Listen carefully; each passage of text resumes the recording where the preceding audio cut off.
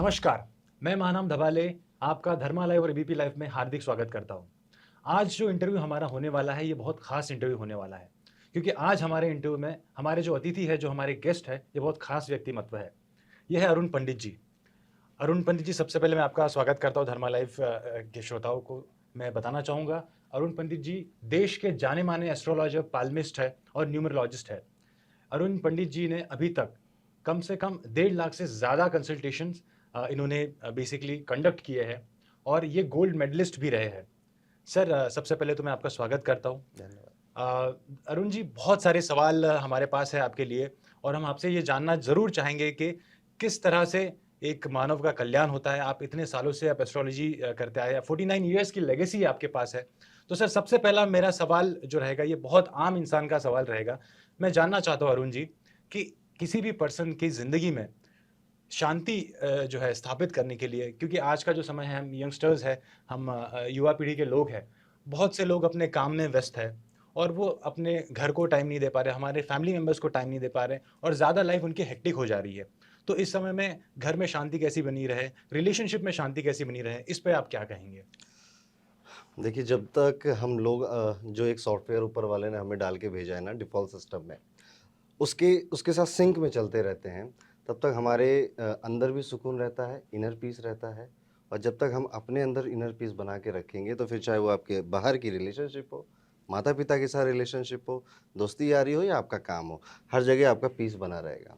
अब ज्योतिष में आपकी हेल्प कैसे करता है? ज्योतिष आपको बचपन से ये बता सकता है कि आपका डिफ़ॉल्ट नेचर कैसा है, आपकी प्रकृति कैसी है। आजकल की इस दुनिया में कई सारे लोग ज्योतिष को नहीं मानते हैं, पर मेरा कहना है कि ये ज्योतिष साइंस नहीं है, ये साइंस का बाप है, जी। ठीक है? ये फिज़िक्स भी है, ये एस्ट्रोनॉमी भी है और ये प्योर मैथमेटिक्स है। शुतुरमुर्ग वाली बात आप लोगों ने सुनी होगी कि शुतुरमुर्ग को जब खतरा दिखता है तो रेगिस्तान में सर वो अपना पैर अंदर अपना सर अंदर डाल देता है और ये सोचता है कि खतरा अब गायब हो गया है। तो कई लोगों को एस्ट्रोलॉजी समझ में नहीं आती है और इस वजह से वो उसको विश्वास नहीं करना चाहते हैं। जस्ट उन्हें समझ में नहीं आ रही है। अब ऐसे तो आपको आपका दिमाग भी नहीं दिखता है, बिल्कुल। ठीक है? और हवा भी नहीं दिखती है, पर जी। उसकी एग्ज़िस्टेंस तो है। इसी तरह से साइंस की एग्ज़िस्टेंस बहुत पहले से है और आज भी ये उतनी ही रेलेवेंट है, चाहे दुनिया कितनी भी मॉडर्न हो जाए, ये विज्ञान उसके साथ-साथ अल्ट्रा मॉडर्न है और अभी जितनी भी खोज हमारे ज्योतिष विज्ञान में हमारे ऋषि-मुनि कर चुके हैं, वहाँ तक पहुँचने में आज के एस्ट्रोलॉजर्स को मैं मानता हूँ कि 100-200 साल लगने वाले हैं। तो ये रिसर्च ओरिएंटेड साइंस है बेसिकली और रिसर्च जारी है। तो जितने एज अ ह्यूमन बीइंग हम इसको एक्सेप्ट करते जाएंगे, उतना लाइफ पीस में रहेगा हमारा। और मैं ज़्यादा दूर नहीं जाऊँगा, देश के बड़े-बड़े नामी-गिरामी अमीर आदमी, जिनके भी नाम आप लें, अंबानी लें, अडानी लें या फिर जितने भी आप ब बड़े-बड़े बिज़नेस हाउसेज़ लें, ये अपने बिज़नेस का नाम ज्योतिष के आधार पे, अंक ज्योतिष के आधार पे रख रहे हैं। एक से एक सेलिब्रिटीज़ का नाम आप लीजिए, वो अपने नाम भी अंक ज्योतिष के आधार पे रख रहे हैं। मूवीज़, बड़ी-बड़ी मूवीज़ बैनर की 100 करोड़, 200 करोड़ का बजट है, वो अपनी मूवीज़ का नाम अंक ज्योतिष के आधार पे रख रहे हैं। पर कॉमन मैन को लग रहा है कि नहीं, ये सब गड़बड़ है, ठीक है? देयर इज समथिंग डिफरेंस है ना कि कोई इंसान इतना बड़ा बना है, कुछ अलग करता है। जेपी मॉर्गन ने एक बड़ी गजब की लाइन कही थी कि millionaires don't believe in astrology but billionaires do. तो जो बिलियनियर के ओहदे पे पहुंचते हैं जो लोग, वो कुछ अलग कर रहे हैं और वो कुछ अलग एक ज्योतिष का ही रास्ता है। बिल्कुल, बहुत सही कहा सर आपने, अरुण जी। इससे जुड़ा मेरा एक और प्रश्न आता है, आपने अंक ज्योतिष की बात की, आपने नेम न्यूमरोलॉजी और नेम की जो नाम का जो ज्योतिष है, उसकी आपने बात की। तो बहुत सारे सेलिब्रिटीज़ का आपने एक नाम नहीं लिया, पर मैं भी लेना चाहूँगा, जैसे आयुष्मान खुराना है, अक्षय कुमार है, जो राजीव भाटिया उनका नाम था, उन्होंने चेंज करके अक्षय कुमार किया। इसके अलावा बहुत सारे नाम हैं। तो क्या ये सच में कारगर होती है? ये कैसे, मतलब ये गणित क्या है पूरा? कि कैसे ये अंकों का गणित जो है, ये नेम्स का जो ये गणित है, ये कम-ज़्यादा करने से क्या ये सक्सेस मिलती है सच में? आपने 2-3 सेलिब्रिटीज़ के नाम लिए बट यहाँ पे लाइन लगी हुई है सेलिब्रिटीज़ की। अब as a human being common man हमें सेलिब्रिटीज़ दिख जाते हैं कि यार ये नेम करेक्शन कर रहे हैं।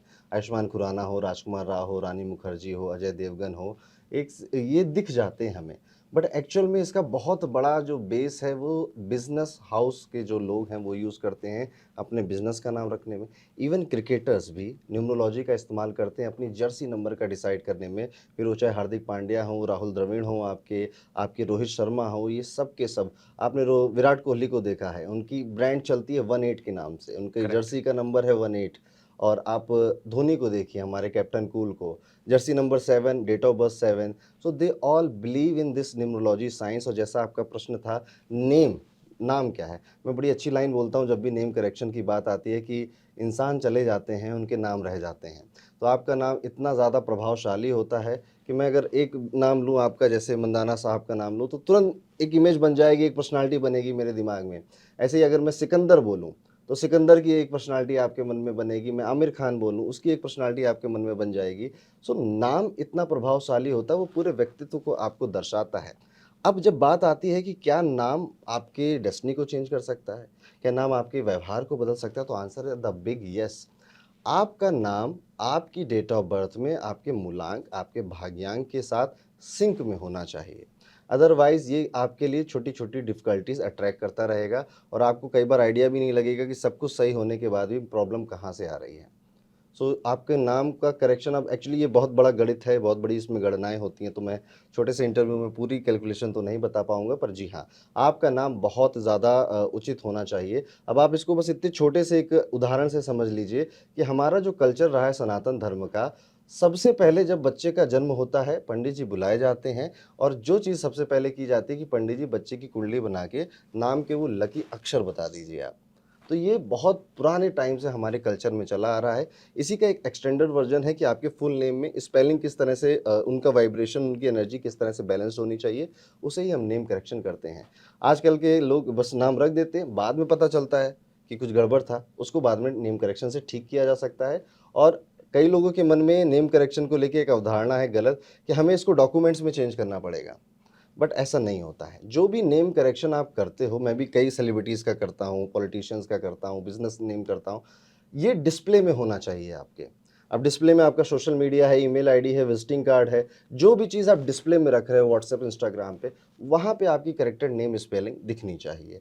आपकी आधार कार्ड, पासपोर्ट, क्योंकि आप बहुत रेयरली किसी को दिखाते हो। तो इन जगहों पे अगर नहीं भी करा रहे हो, तो भी आपके ऊपर आपकी करेक्टेड नेम स्पेलिंग काम करेगी। बिल्कुल सर, बहुत-बहुत शुक्रिया। आपने बहुत विस्तार रूप से इसे जो है एक्सप्लेन किया। आज का जो युवा है सर, मेरा उनको लेकर एक सवाल है। आज का जो युवा है वो फिर अभी पहले मिलेनियल्स हम क कंसिडर किए जाते हैं, अभी जो जेन ज़ी पब्लिक है या फिर ये जो लोग हैं, ये सर एस्ट्रोलॉजी में बिलीव नहीं करते। मतलब ज़्यादातर अगर आप किसी से कन्वर्सेशन करोगे तो एस्ट्रोलॉजी हो, न्यूमरोलॉजी हो, तो ये जो युवा है, ये कहीं भटका हुआ है या फिर इनका जो सॉर्ट ऑफ इंटरेस्ट है, ये कहीं और नेटफ्लिक्स है, आज के ज़माने में प्राइम वीडियोज़ हैं। तो इन्हें कैसे सर कन्विंस किया जाए या फिर इन्हें कैसे समझाया जाए कि एस्ट्रोलॉजी कैसे काम करती है? देखिए, डॉक्टर की याद तभी आती है जब इंसान बीमार पड़ता है। इसीलिए एस्ट्रोलॉजर और ज्योतिष की याद भी तभी आती है जब ऐसी समस्याएँ आ जाती हैं सामने जिनका हल आपको नहीं दिखाई दे रहा होता है। तो आप कह रहे हो जंजीस यकीन नहीं करते, पर मैं मानता हूँ ये सब करते हैं यकीन। और अगर नहीं भी करते हैं तो ज्योतिष यकीन करवा देगा एक ना एक दिन आपको। ज्योतिष के अंदर इतनी शक्ति होती है। और मेरा बस ये मानना है कि आप लोगों को कूल दिखने के लिए कि ये तो पुराना टाइप का साइंस है, हम इस पे यकीन नहीं करते, we are the young person, ऐसा नहीं करना चाहिए। आपसे ज़्यादा मॉडर्न आपके ऋषि मुनि थे, उन्होंने बहुत सारी चीज़ें ऐसी इन्वेंट करी थी, बताई थी, जैसे शून्य की खोज हमारे ही सनातन धर्म की है। इतनी सारी हनुमान चालीसा में आपने वो लाइन सुनी होगी, जिसमें सूर्य और पृथ्वी की दूरी बता दी गई। तो बहुत सा हमारे ऋषि मुनि हमसे भी ज़्यादा अल्ट्रा मॉडर्न रहे हैं, उनसे ज़्यादा मॉडर्न अभी आप लोग नहीं बन पाएँगे। तो आपको इस विज्ञान पे, जो कि इतने सालों से बनाया गया, यकीन करना चाहिए। और यकीन न करने के लिए कोई धर्म नहीं है कि आप यकीन करिए। एक्चुअली आप इसका बेनिफिट उठाइए, ओके? आपकी लाइफ़ ही ईज़ी होगी, किसी और की लाइफ़ ईज़ी नहीं होगी। तो आप इसका जितना बेनिफिट उठा सकते हैं, उठाइए। आपका ही प्रॉफ़िट है इसमें, मैं तो बस इतना कहूँगा। बिल्कुल सर। सबसे जो एक ज़्यादा से ज़्यादा कमेंट सेक्शन में हमें जो सवाल आता है सर, धर्मा लाइव के हमारे पेज पे, चाहे वो हमारा इंस्टाग्राम हो या फिर यूट्यूब पे हो, तो लोगों को जानना है कि उन्हें पैसे कैसे, उनके पैसे में कैसे बरकत आए, उनके कोई बिज़नेस हो या फिर कोई जॉब करते हो, तो ये सवाल हमेशा से ही रहता है सर कि पैसा कैसे ज़्यादा कमाया जाए या कैसे अर्जित किया जाए। इसके ऊपर हमेशा से कमेंट्स आते रहते हैं, तो इस पे कुछ आप कहेंगे कि कैसे, मतलब एक ऐसा उपाय, एक छोटा-सा शॉर्ट उपाय कि जिससे पैसा जो है आए बेसिकली? अब एक छोटा-सा उपाय पैसा आने का ऐसे नहीं बताया जा सकता, पर मैं आपको उससे भी बड़ी चीज़ बताता हूँ। ज्योतिष ये बता सकता है आपको कि आपको कौन-सी करियर स्ट्रीम चुननी चाहिए। कई लोग आपने देखे होंगे कि जो 40 के बाद सफल हो रहे हैं, 45 के बाद कुछ करियर में चेंज करके सफल हो रहे हैं।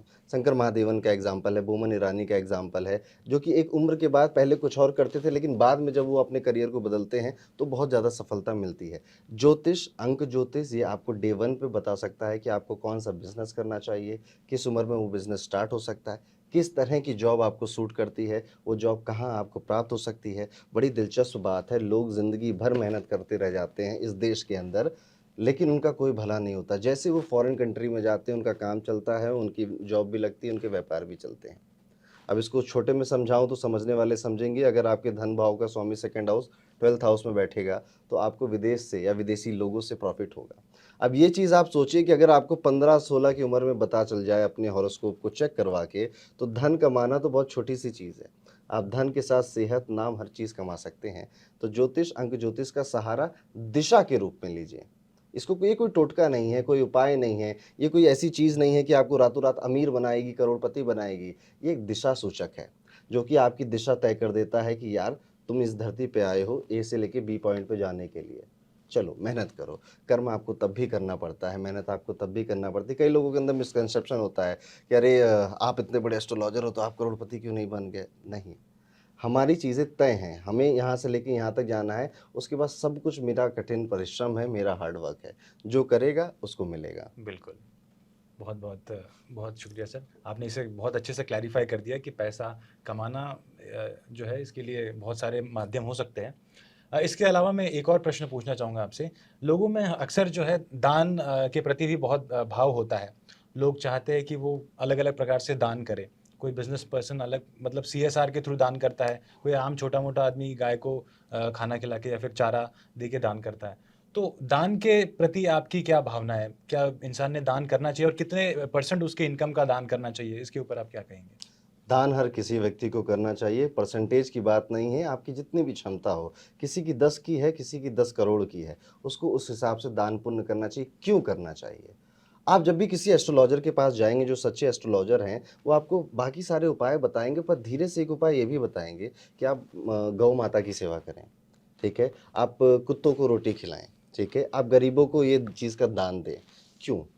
आप जो इस जन्म में भुगत रहे हैं, वो कहीं न कहीं पुराने जन्म के आपके कर्म हैं, वो आपके इस जन्म में हैं। जब भी आप दान करते हैं, जब भी आपकी वजह से किसी के चेहरे पे मुस्कान आती है, आप अपने गुड कर्मास क्रिएट करते हैं। गुड कर्मास दान से भी क्रिएट होते हैं, लोगों की मदद से भी क्रिएट होते हैं। आज ये क्रिएट किए गए गुड कर्मास आने वाले जीवन में आपको ज़रूर रिजल्ट देंगे। दैट इज़ व्हाई हर एस्ट्रोलॉजर, हर ज्योतिष सब कुछ बताएगा, पर छोटा-सा आपको दान करने के लिए भी ज़रूर मार्गदर्शन आपका करेगा। तो जी हाँ, दान करना चाहिए, परसेंटेज की बात नहीं, अपनी क्षमता के अनुसार करिए, पर ज़रूर करिए। अगर ईश्वर ने आपको दिया है इतना कि आप कर सकते हैं, तो व्हाई नॉट? क्यों नहीं? बिल्कुल। जैसे सर हम जैसे कि अरुण जी हम बैकस्टेज डिस्कस कर रहे थे प्रोनोलॉजी के बारे में, यानी ध्वनि ज्योतिष आजकल जो है ये नया ट्रेंड हम देख पा रहे हैं। आपने उसके ऊपर कुछ छोटा-सा हल्के मतलब आपने इन्फॉर्मेशन दी। पर इसे आप इलैबोरेट करके आप नई जो हमारी ऑडियंस है, धर्मा लाइव की ऑडियंस, उसे कैसे समझाएँगे सर? ध्वनि ज्योतिष आपके नाम से देखा जाता है, बेसिकली ये इंग्लिश में ही देखा जाएगा। आपको अपने नेम को इंग्लिश अल्फ़ाबेट्स में लिखना है। मराठी में मत लिखिए, गुजराती में मत लिखिए, हिंदी में मत लिखिए, प्रॉपर उसे इंग्लिश में लिखिए और उसके बाद इसमें कुछ-कुछ शब्द जो हैं वो आपको क्या इंग्लिश अल्फ़ाबेट या इंग्लिश वर्ड की मीनिंग निकाल के दे रहे हैं। फॉर एग्ज़ाम्पल जैसे रमन है अगर किसी का नाम, तो रमन की स्पेलिंग होगी RAMAN। तो इसमें हमें चेक करना रहता है कि RAM यहाँ पे रैम बनता है। अब ये भगवान श्री राम वाला राम मत समझ लीजिएगा, इसलिए मैंने पहले बोला इंग्लिश। रैम का मतलब होता है भेड़ा। एंड द वो जो भेड़ा, पहाड़ी भेड़ जो होती है उसे रैम बोलते हैं, वो स्ट्रांग होती है, बिल्कुल। ठीक है? वो पहाड़ों पे खड़े-खड़े चल जाती है। तो इस तरह का साउंड आ रहा है आपके नाम में रैम का। ऐसे साउंड आने की वजह से जो भी व्यक्ति रमन नाम से रूल होगा, ये इन्हेरेंट पाएगा कि इसकी विल पावर बड़ी स्ट्रांग है। ये मुसीबतों में गिरने के बावजूद भी खड़ा होगा। ऑन द अदर हैंड अगर मैं एक और एग्जांपल दूँ आपको, तो प्रसाद है किसी का नाम, तो एंड में आता है SAD सैड। तो आपके नेम प्रोनाउंसिएशन में सैड आ गया है, तो आप पाएंगे अपने आप को कि आपको खुश होने में भी डर लग रहा है, आप ये सोचने वाले हो जाते हो कि ज़्यादा हँसो नहीं तो रोना पड़ जाएगा, ठीक है? तो आप कहीं न कहीं अपने आप को सैड प्रवृत्ति की तरफ ले जाते हो। ऐसे बहुत सारे जो हैं आपके नाम में ध्वनियाँ बन सकती हैं, जिनका असर आपकी लाइफ़ पे, आपके व्यक्तित्व पे पड़ता है। बहुत सारी वैरायटी है इसकी। 2 एग्ज़ाम्पल मैंने आपको दिए, बाकी एग्ज़ाम्पल आप कमेंट में बताते रहिएगा अपने नेम का, ठीक है? और यहाँ पे हम डिस्कशन इसको आगे बढ़ा सकते हैं। एक्चुअली ये प्रोनोलॉजी या ध्वनि ज्योतिष स्टिल अभी रिसर्च मोड में है, ठीक है? इसकी रिसर्च अभी जी, जारी हो चल ही रही है और धीरे-धीरे ये डेवलप होगा तो आप सभी के सामने शायद मैं ही किसी दिन अच्छे से लेकर आऊँ। बिल्कुल। और एक सवाल सर मेरा इसी से जुड़ा हुआ है। आजकल के युग में हम देख पा रहे हैं पॉलिटिशियंस की भी अगर हम बात करें, तो आप डेफ़िनेटली एस्ट्रोलॉज़र है, देश के जाने-माने एस्ट्रोलॉज़र है, पैल्मिस्ट है आप देश के जाने-माने। तो सर पॉलिटिशियन की अगर हम बात करें तो स्पिरिचुअल ज़ोन में या फिर डिविनिटी की ओर हम देख पा रहे हैं कि पिछले कुछ दिनों में अरविंद केजरीवाल जी हो या फिर राहुल गांधी हो, ये इगतपुरी में जाके मेडिटेशन करते हैं। तो इ इसका क्या कनेक्शन है एस्ट्रोलॉजी से, न्यूमरोलॉजी से, स्पिरिचुअलिटी का, कि क्या ये मेडिटेशन फ़ायदेमंद होता है? कि ये इनर पीस के लिए अच्छा होता है? इसके ऊपर आप क्या कहेंगे सर? अ, एक लाइन बोलूँगा कि जो भी व्यक्ति धन की यात्रा पे निकलता है, ध्यान की तरफ उसका ध्यान नहीं जाता। तो जब भी आप लालच के प्रति अपने आप को आगे बढ़ा रहे हैं, तो ध्यान की तरफ आपका ध्यान नहीं जाएगा। अब ध्यान की तरफ ध्यान ले जाना ज़रूरी क्यों है? हर प्रॉब्लम का सॉल्यूशन जितने भी हमारे दर्शक हैं वो मानेंगे इस बात को, आपको अपनी प्रॉब्लम भी पता है, साथ ही साथ उसका सॉल्यूशन भी सामने दिख रहा होता है। जितने स्टूडेंट हैं उनको पता है कि एग्ज़ाम है 1 महीने बाद तो उनको पढ़ना है। 10 चैप्टर कवर करने हैं 1 महीने के अंदर। They know the solution of their problem. इसी तरह से किसी का पेट निकल रहा है, कोई अनहेल्दी है, उसे पता है उसे जिम जाना है, जॉगिंग करना है, ठीक है? हर व्यक्ति को अपनी प्रॉब्लम के साथ सॉल्यूशन पता होता है, पर करता कोई नहीं है, ठीक है? यहाँ पे आता है ध्यान। ध्यान एक विज़डम क्रिएट करता है आपके अंदर। We all have the knowledge कि हमें फ़ास्ट फूड नहीं खाना चाहिए, फ़ास्ट फूड नहीं, पिज़्ज़ा नहीं खाना चाहिए, बर्गर नहीं खाना चाहिए। बट जो विज़डम वाली चीज़ होती है, वो ध्यान मेडिटेशन के माध्यम से क्रिएट होती है, जो कि ये बताती है कि डोमिनोज़ से, ज़ोमैटो से ऑर्डर मत करो, ठीक है? ये विज़डम है। फैट नहीं खाना is a knowledge, but Zomato से ऑर्डर नहीं करना है, ये विज़डम है। वो पार्ट आपका मेडिटेशन के थ्रू क्रिएट होता है। दूसरी चीज़ है, जो मैंने कहा ना, सॉल्यूशन हमेशा आपके सामने है। एक कहावत है हिंदी में, बगल में छोरा, शहर में ढिंढोरा, ढिंढोरा। ठीक है? तो आपकी समस्याओं के समाधान बगल में है, दिखाई नहीं देते कई बार, ठीक है? आप में से कई बार लोग आप रिलेट करते हो कि अरे यार, ये तो सामने थी मेरी ये बात, पर अभी तक मैंने देखा क्यों नहीं? जब आप ध्यान लगाते हो, तो जो चीज़ जैसी है, आपको वैसी दिखने लग जाती है। इतनी भाग-दौड़ के जीवन में ना, आप जैसी जो चीज़ है, जैसे लोगों के जो इमोशंस हैं, वो नहीं देख पा रहे हो आप। जब आप ध्यान लगाते हो, आप स्थिर हो जाते हो। जो चीज़ एज़ इट इज़ आपको दिखने लगती है, और ये बात सुनने में बड़े बहुत नॉर्मल सी लग रही हो, बट एक्चुअल में ये बात बहुत गहरी है कि जो चीज़ जैसी है, जो व्यक्ति जैसा है, आपको वो वैसा दिखने लग जाए, बहुत बड़ी बात है। अब ये कैसा है? अब ध्यान करना कैसे, मैं अपने दर्शकों को थोड़ा बता भी दूँ। ध्यान करना एक कठिन काम है, मैं मानता हूँ, मन नहीं रुकता है। अर्जुन का भी नहीं रुका था, श्री कृष्ण से पूछा था कि कैसे लगाएँ ध्यान, तो श्री कृष्ण ने कहा था कि ध्यान लगाना, मन को काबू में करना, हाथ में रेत रोकने जितना कठिन है, नहीं हो पाता।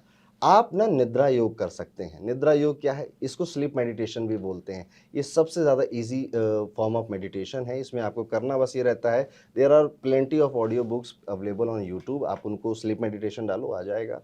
सुनते-सुनते सोना शुरू करिए। नेक्स्ट मॉर्निंग आपको इसका बेनिफिट नज़र आएगा। 20-25 दिन आप करके देखिए, आपको बेनिफिट नज़र आएगा। वापस आना इस वीडियो पे, कमेंट करना कि पंडित जी आप बिल्कुल सही। अरुण जी, मेरा एक और सवाल आपसे यही रहेगा। आज के युग में हम देख पा रहे हैं कि बहुत ऐसे इंसिडेंट्स हो रहे हैं जहाँ पे ब्लैक मैजिक का ज़िक्र होता है।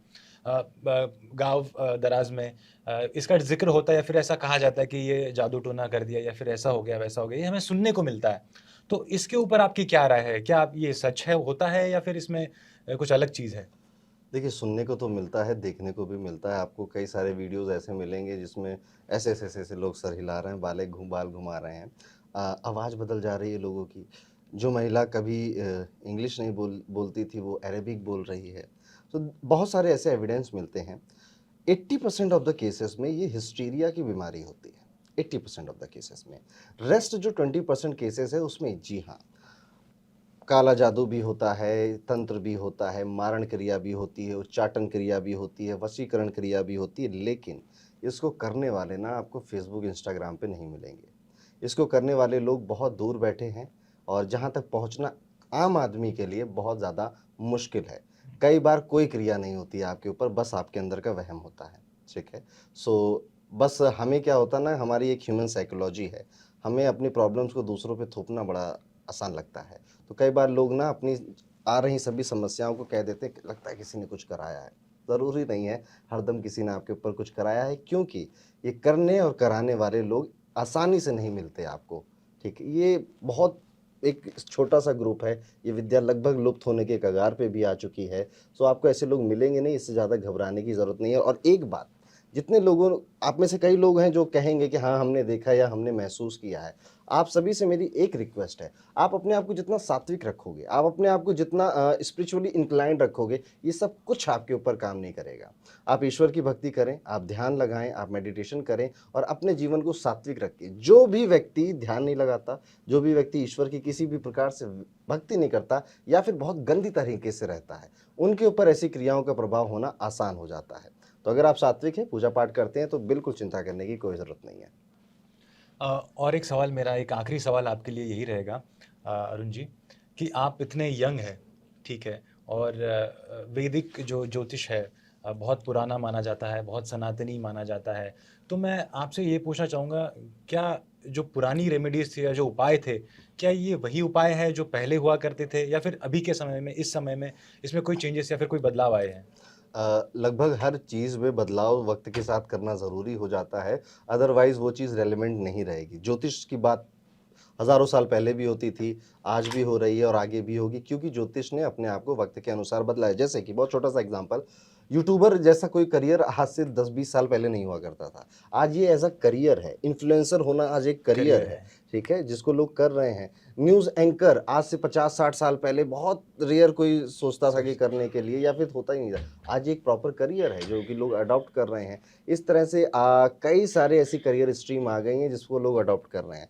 तो एस्ट्रोलॉजर आज आपकी कुंडली देखकर ये भी सजेस्ट करते हैं कि आप इन्फ्लुएंसर बन सकते हैं, ओके? आज से 50 साल पहले नहीं कर पाता कोई, क्योंकि ये चीज़ थी नहीं। तो हाँ, ज्योतिष ने वक्त के हिसाब से अपने आप को बदला है, उपाय भी बदले हैं, क्योंकि अब हम वैसे नहीं रह गए हैं कि जो अपने जहाँ जन्म लिया वहीं रह रहे हैं। कितने सारे लोग कनाडा चले जाते हैं, ऑस्ट्रेलिया चले जाते हैं, अब उन्हें गौ माता नहीं मिलती सेवा करने के लिए, तो उनके लिए उनके हिसाब से रेमेडीज़ क्रिएट की जाती है, जो कि इंडिविजुअली एक एस्ट्रोलॉजर पर डिपेंड करता है कि वो किस तरह से क्रिएट करते हैं। मोटा-मोटा इश्यू बस ये रहता है कि आपको आपके प्लैनेट से सिंक किया जाए, आपको ज़्यादा से ज़्यादा पॉजिटिव कर्मास आपसे क्रिएट करवाए जाएँ जिसका बेनिफिट आपको मिले। कोर यही रहेगा, इसके अराउंड हम पिक्चर बदलते रहेंगे। ये है रेमेडीज़ का फ़र्क जो आज और पहले में मुझे लगता है कि है। तो आज इस इंटरव्यू में हमें काफ़ी मज़ा आया। अरुण जी ने काफ़ी मुद्दों पर उन्होंने अपने विचार रखे, एस्ट्रोलॉजी के बारे में उन्होंने बात बताई, उन्होंने नई रेमेडीज़ के बारे में बात बताई, आज के युग में दान का महत्व उन्होंने बताया, और किस प्रकार से हम अपने जीवन को सफल कर सकें और समृद्ध कर सकें, इन सब चीज़ों के बारे में उन्होंने अपनी राय रखी। तो आपको ये वीडियो कैसा लगा, हमें कमेंट सेक्शन में ज़रूर बताइए, और आप अरुण जी की जो वेबसाइट है, जो उनका यूट्यूब पेज है, वहाँ पर भी आप जाके अरुण जी के वीडियोस देख सकते हैं। हम कमेंट सेक्शन में लिंक्स ज़रूर दे देंगे, हम डिस्क्रिप्शन में भी लिंक और सारी चीज़ें जो है हम आपको प्रोवाइड करेंगे। आपका भी क्या सवाल रहेगा, नेक्स्ट इंटरव्यू में आप क्या जानना चाहते हैं अरुण जी से, ये बिल्कुल आप कमेंट सेक्शन में बता सकते हैं हमें।